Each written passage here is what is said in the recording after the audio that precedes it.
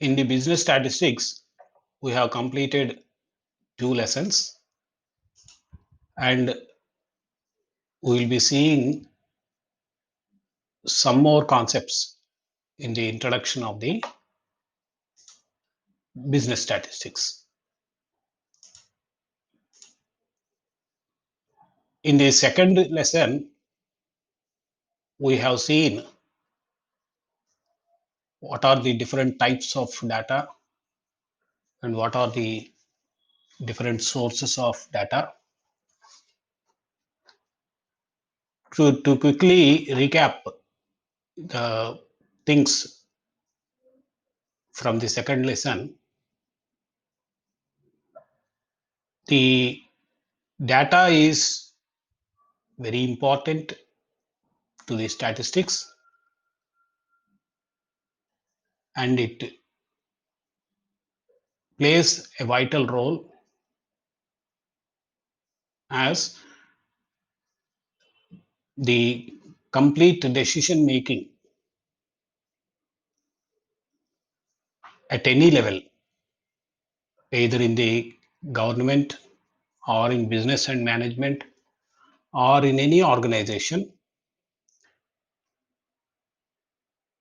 The decision making will be done only on the basis of the historical data, that is previous data. The first step in this process is collecting of data. So after collecting the data, of course, we will analyze the data, we will present the data, we will analyze the data, we will keep it in a proper form, and then all the relevant statistical methods are applied, and then the decision maker will come to a conclusion for taking decisions. So the data is broadly divided into internal data and external data. The internal data is available in our own organization, and that is in an organized manner, and that is a reliable information, and the decisions can be taken very easily and quickly. When it comes to external data, the external data can be a primary data or secondary data. The primary data can be collected in different methods: by directly going to the field and talking to so many people for uh, decision making, for collecting the data. The first method is direct personal interviews, where we will interact with the people to know the facts, and we will, of course, make note down of it, and then we will collect the data. And the second one is oral investigations. The investigations can be done by visiting the sites and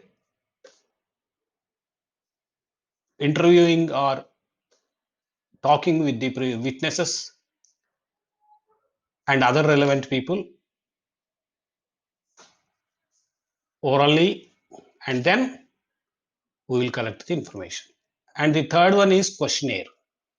Questionnaire is a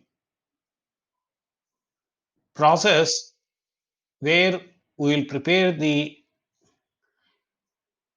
relevant questions which will help us to obtain the information.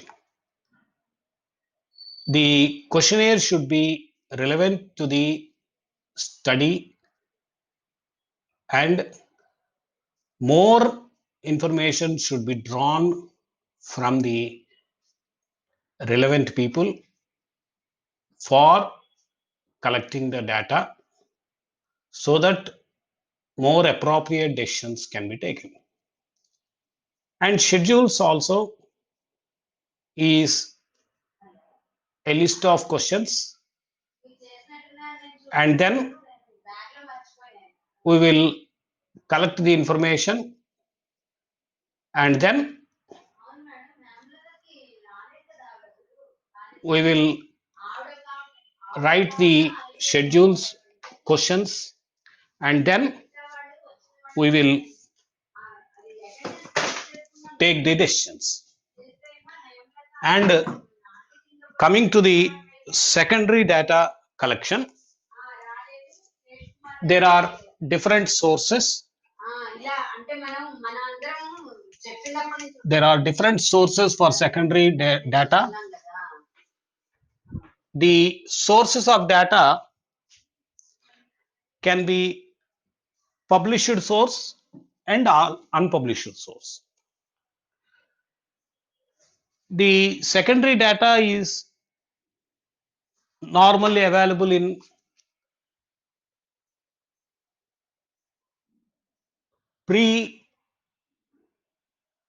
predetermined, prepared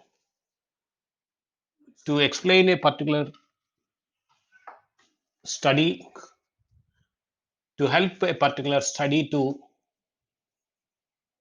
take decisions, and then the data will be collected from the already prepared reports of the government, of the government organizations, of the business and management, or any other source.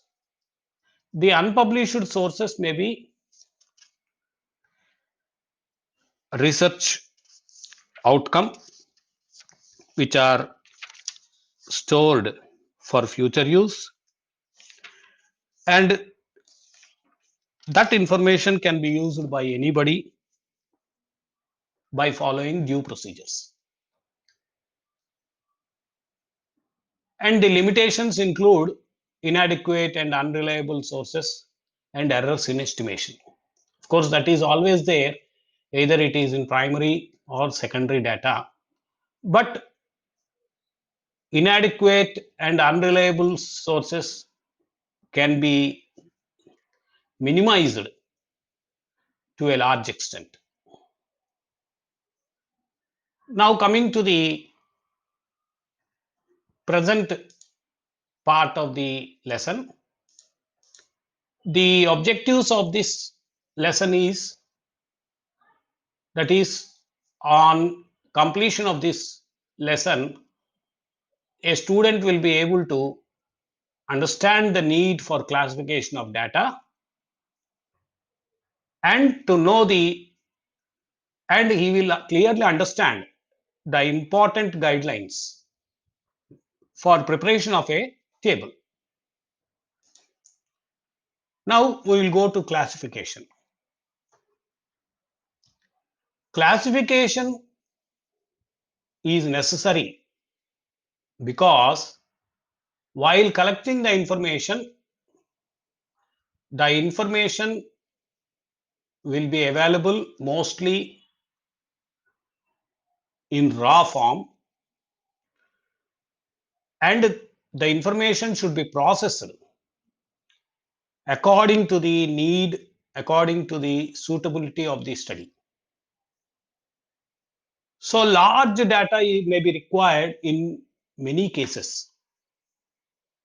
A large data will help us to analyze the situation more elaborately, and then decisions can be taken.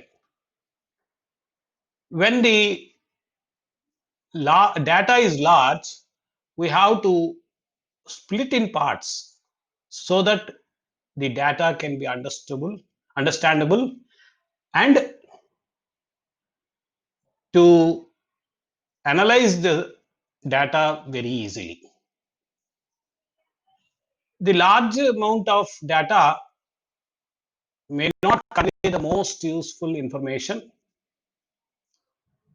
because we cannot go through the understand the actual data which is large in number. Hence, they may be divided into parts, they may be divided into small groups so that the data can be understood. While dividing, we'll take care of relevant information, we'll take care of homogeneity in the information. Homogeneity means similarity. For example, we will classify them according to the age, according to the region, according to the category, according to the sex, and so on and so forth. A grouping of whole data into different groups or classes can be done by applying the classification rules. It means grouping of data into homogeneous class and categories.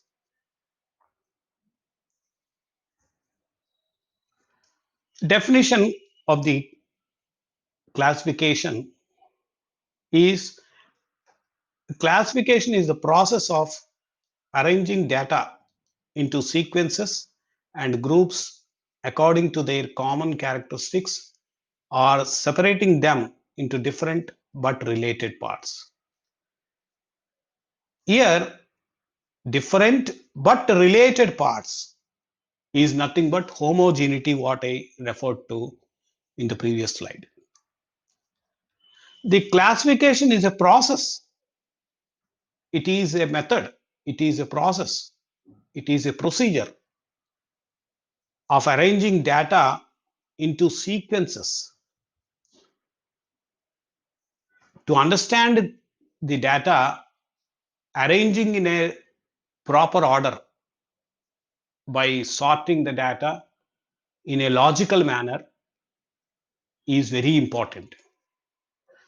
When we arrange the data in a logical manner, then the data can easily be grouped according to their common characteristics, that is homogeneity of the characteristics, or separating them, separate characteristics can be separated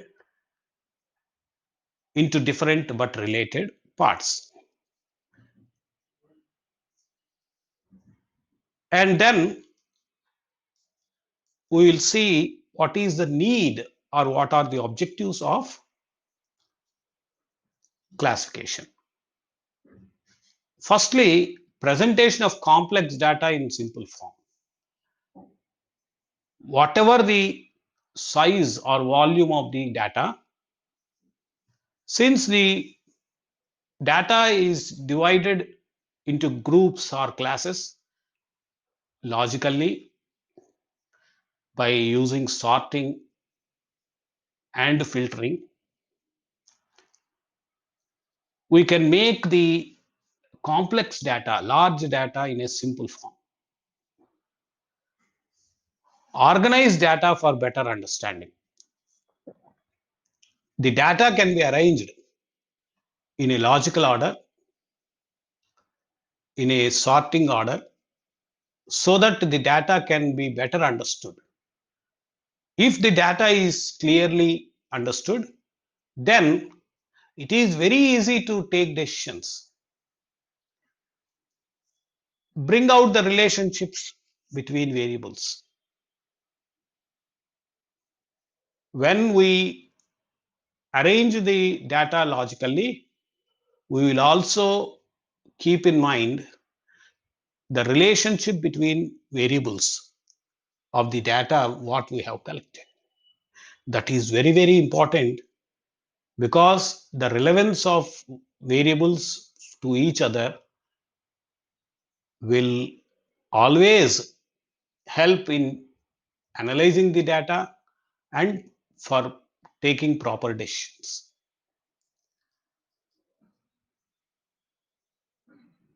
And in the process of classification, we will also remove the unnecessary data, unnecessary details, because the classification process is nothing but processing the data, removing the data which is not relevant, which is not required, and then the data can be filtered and the relevant data can be taken and arranged in a table form so that it can be presented in a compact form and also understandable form. The identity similarities and differences. When we attempt to classify the data, we will automatically find for the similarities and the differences so that the data can be analyzed very easily. The classification also helps in making comparative statement study between the variables within the data so that the consistency can be maintained in the data. Now we will go to classification of data by following certain rules. We have certain rules for classification. When we have seen the objectives, we were seeing about the relevant data, unwanted data, redundant data, and so many other things. We will filter the data. We will establish relationships between the variables in the data and so on, which will help us to compare the data. For this purpose, we will follow some rules such that the data can easily be classified and logically be classified and presented. So first of all, the classification must be exhaustive. Exhaustive means it should apply to the whole data which is available. It should be relevant to the whole data. If the data is added, if more information is added to the existing data, then also this classification method must be applicable and adaptable easily. Next one is mutually exclusive.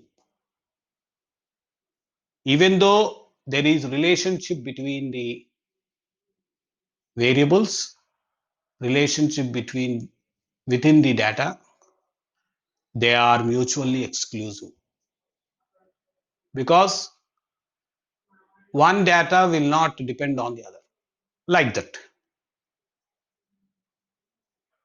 So it should be mutually exclusive.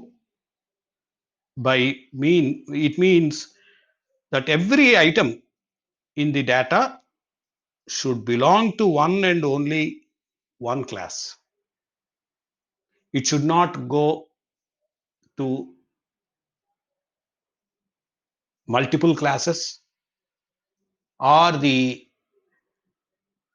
person who is classifying must not get confused as to the classification of the data to a particular class. For example, if data is collected or if the data is classified according to the literacy, educated and uneducated, or according to the rich and poor status, a particular respondent could be educated and rich also. Hence, it is not a proper classification. So, we cannot classify the data on the basis of literacy or rich or poor, because a single person may be relevant, or maybe both educated and rich, or uneducated and rich, or vice versa.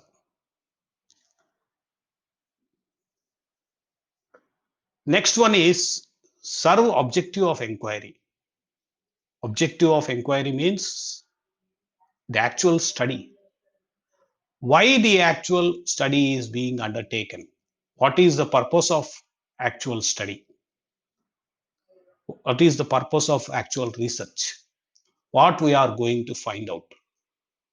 What decision we have to take, we are expecting to take? That is objective of inquiry.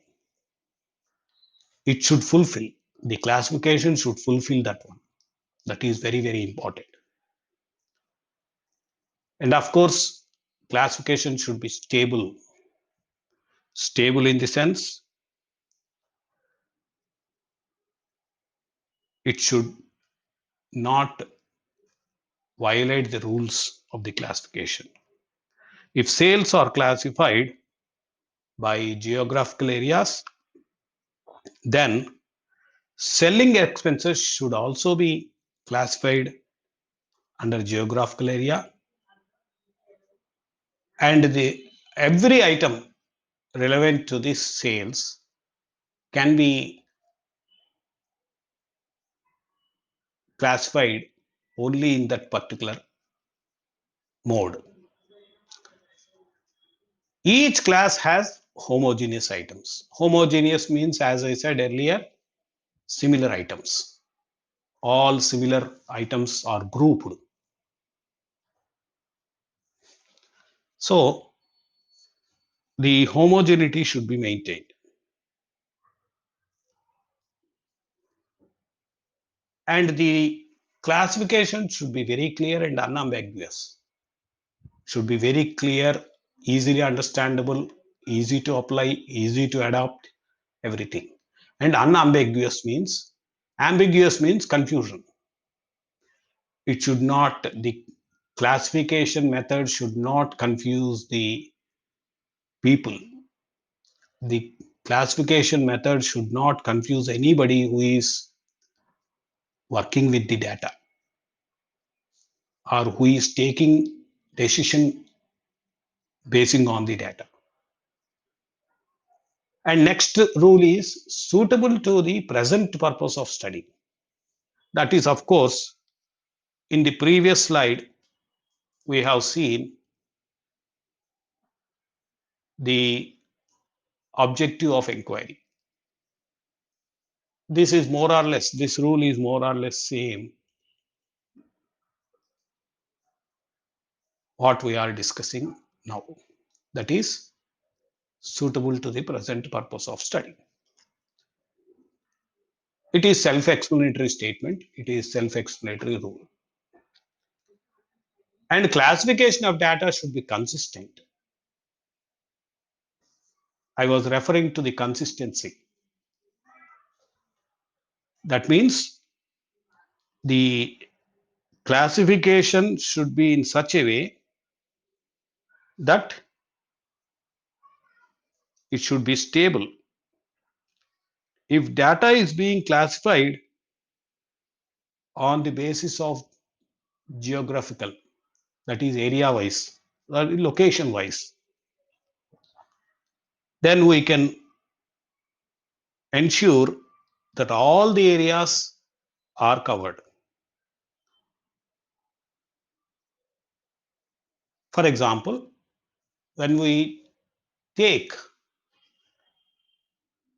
all the directions, north part of the country, south part of the country, west part of the country, and east part of the country, then the central part of the country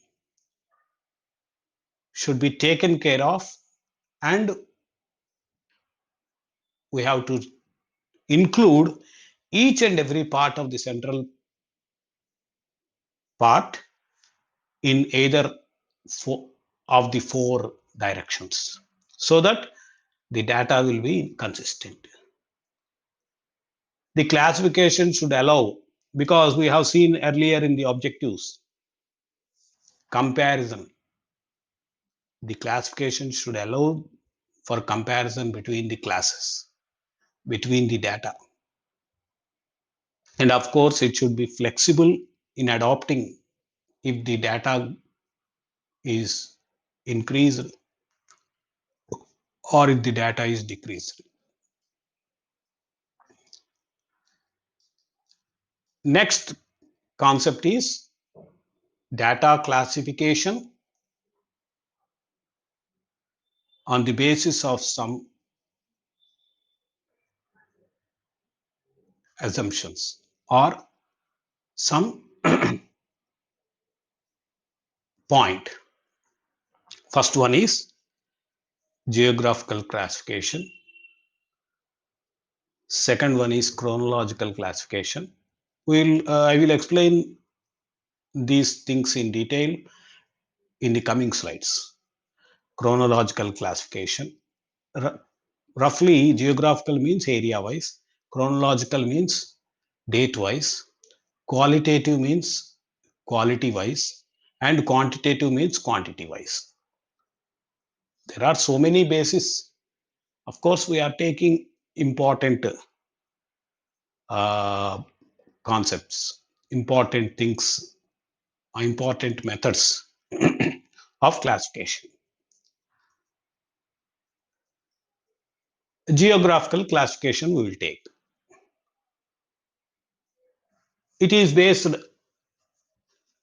on geography, that is region wise, area wise, location wise.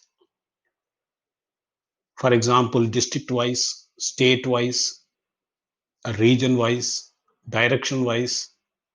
So many classifications can be done according to our convenience, according to the availability of the data. You can also take alphabetical or numerical or alphanumerical classification also. Area wise, customer wise, we can sort. Next one is political boundaries are taken as basis. Of course, political boundaries means the physical dividing of the areas as per the convenience of the government for easy governance, for smooth governance. It is done based on the basis of states, districts, taluks, etc. For example,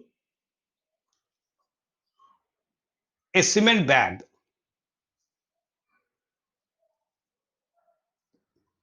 is costing differently in different parts of the Telangana because of so many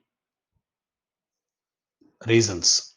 For example, transportation, because the Karimnagar town is distant or far away place for a cement factory which is located in Nalgonda.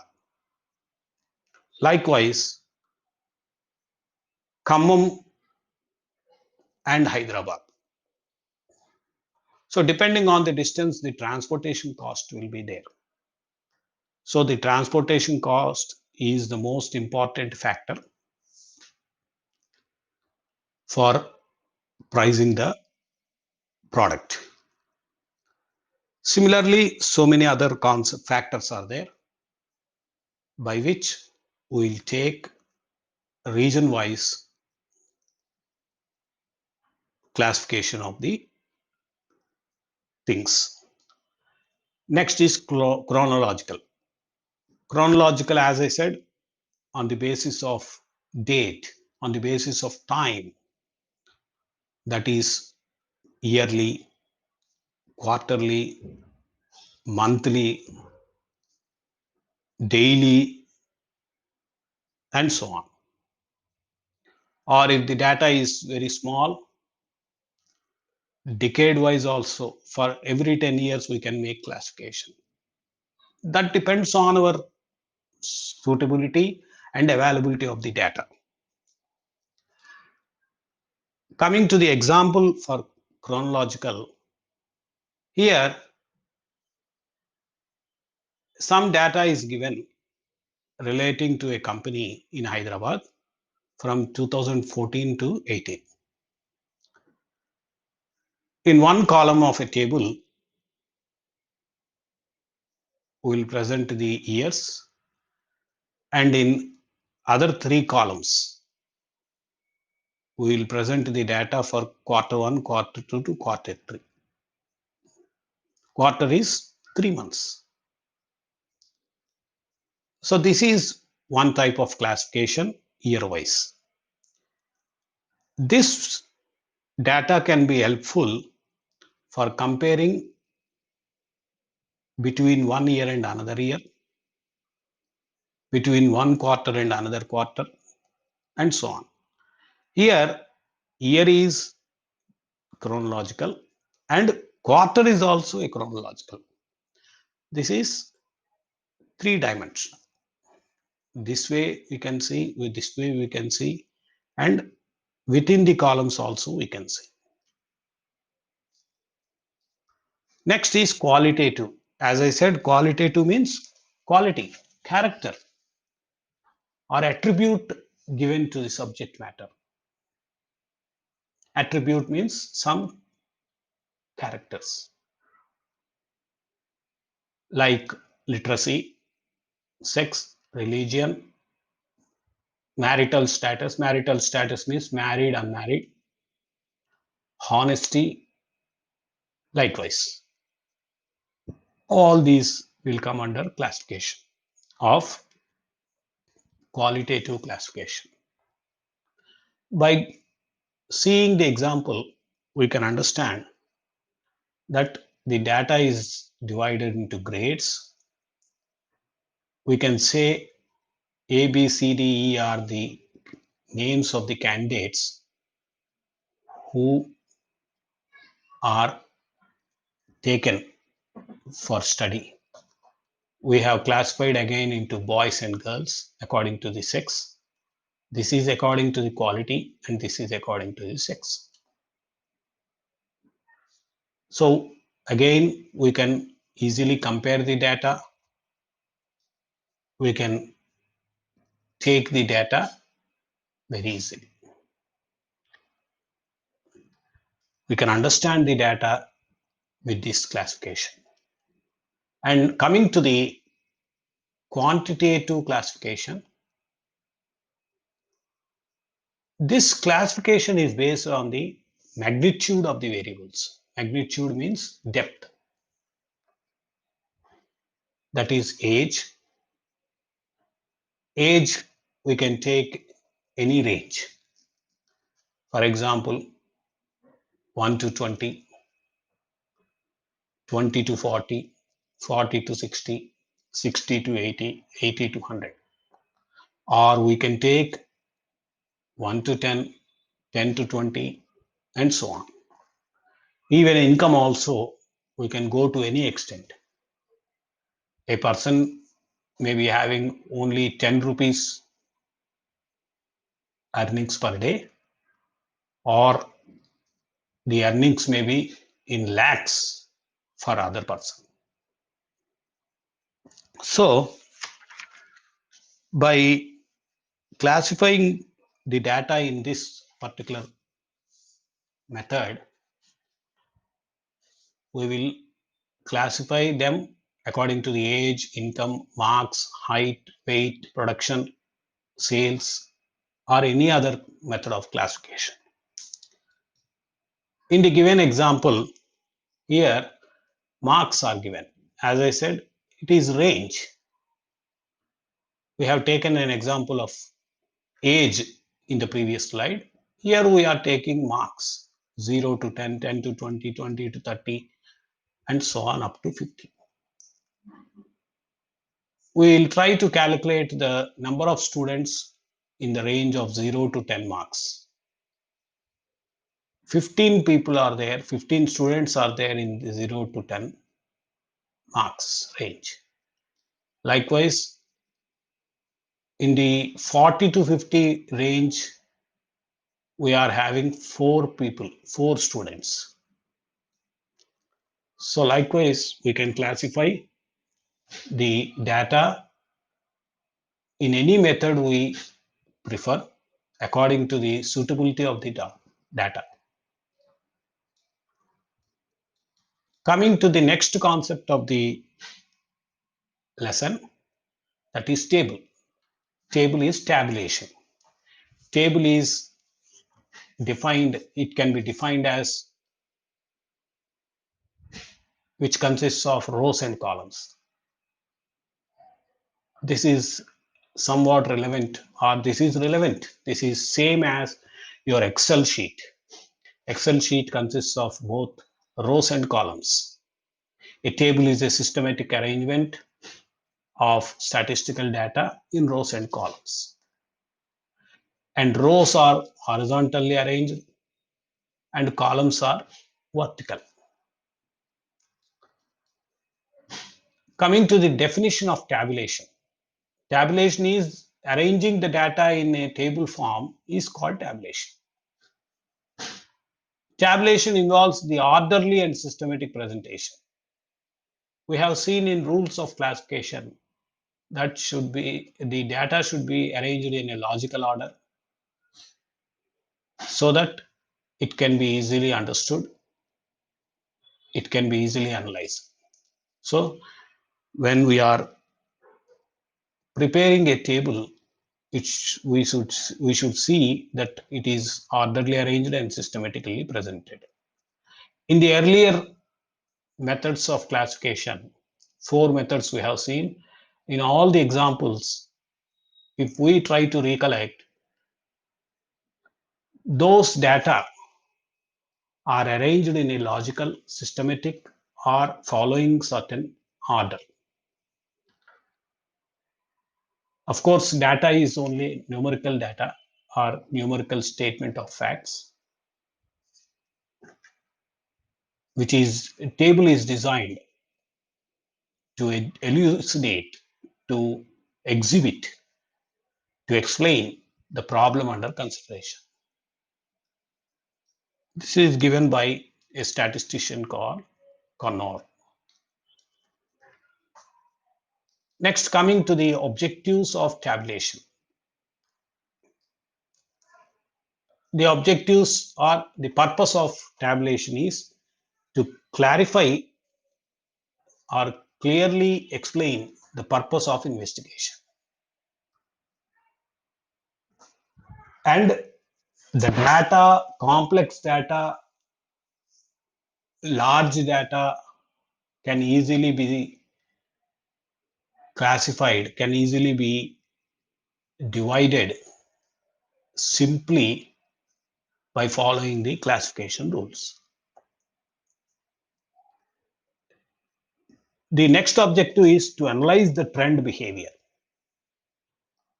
Analyze the trend behavior means we can easily observe the trend which is followed in the data, whether it is increasing or decreasing, whether it is whether there is consistency or inconsistency, whether the data is following certain order or not. All the things can be analyzed by arranging them in a table form.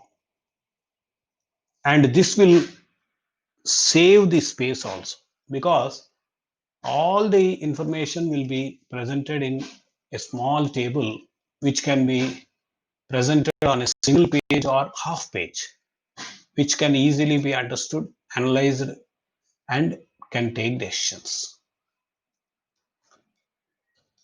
Now we'll see what are the different parts of the table.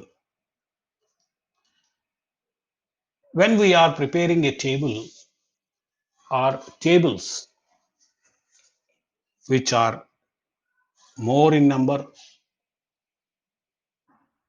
when we are preparing more number of tables for the data, then every table should be numbered sequentially. These tables should be arranged in such a way that they follow logical procedure. That means after studying first table, then only we will be able to understand the second table. We cannot go directly to fifth table and then coming to the second table, and then if we understand the first table, then it is not arranged properly. So all the tables should be arranged, all the data in the table should be arranged in a logical order, and all the tables are also arranged in a similar way. Every table should be given a title, because a title speaks many things. A title indicates the purpose of the table, indicates the contents of the table. So a title is very, very important. And the captions, the individual name given to each and every column, each and every row is also very important. And the next one is stubs. Stubs are, or we can understand stub as subdivision. It refers to the headings of the rows. We can divide the rows, we can divide the columns. That is called stubs. And the body of the table. Body of the table means the actual data of the table, where we, for example, we have seen region wise, geography wise example table, wherein we have mentioned uh, name of the cities in the first column and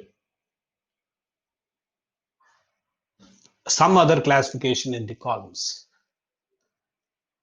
These are the headings or captions or stubs of the table. The actual data, numbers, are form the body. And every table should have headnotes and footnotes.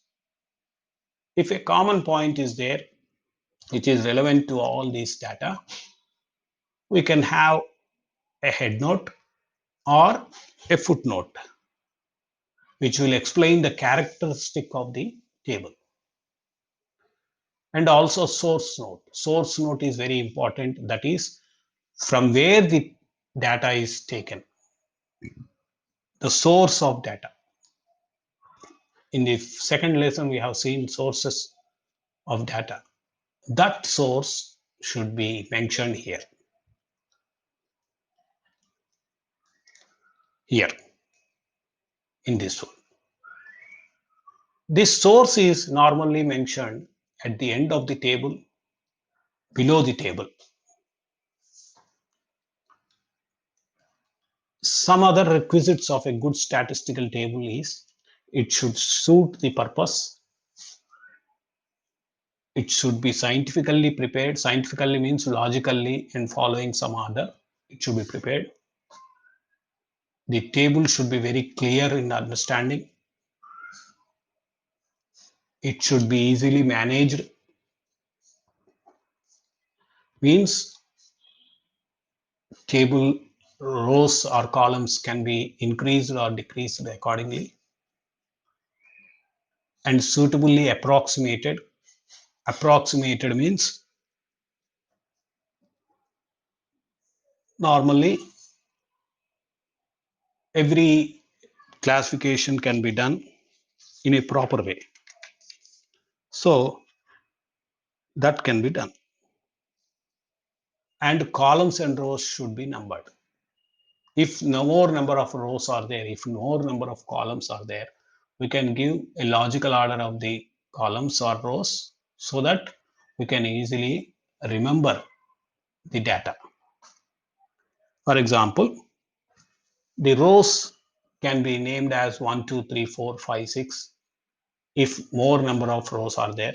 If less number of rows are there, that is less than 26, A, B, C, D, E, F we can take, or A and other combination of the alphabet can also be taken. Likewise, columns can also be numbered. And ruling and spacing is also very important. The spacing should be maintained properly so that each data is not overlapping with the other data. And properly divided, the rows and columns should properly be divided by drawing some lines. Units means whether it is rupees, whether it is weight, height, we have to mention so that the data can be easily understood. And the data can be averaged, can be summed up so that we can understand the whole data in one shot. And of course, the data should be arranged in logical arrangement and properly lettering, properly numbered. And table can be or breaking of table. If table is very large, running into number of pages, more than one page, it should be logically breaked. Miscellaneous column. And lastly, miscellaneous column should also be there, which may contain any of the information which is not shown in either of the rows or columns.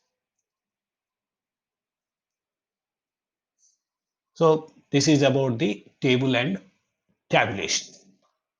To sum up what we have seen in this lesson, we have seen about the classification and the methods of classification. We have seen that classification aims at simple presentation of the complex data, and the data is divided into logical parts basing on the geography, area-wise, chronological, date and time-wise, qualitative, and quantitative. And a table also is looked into. A table presents statistical data in a systematic and orderly way to understand the problem better. If simplifies complex data, analysis and trend behavior will also be understood. So with this, we have completed the third lesson.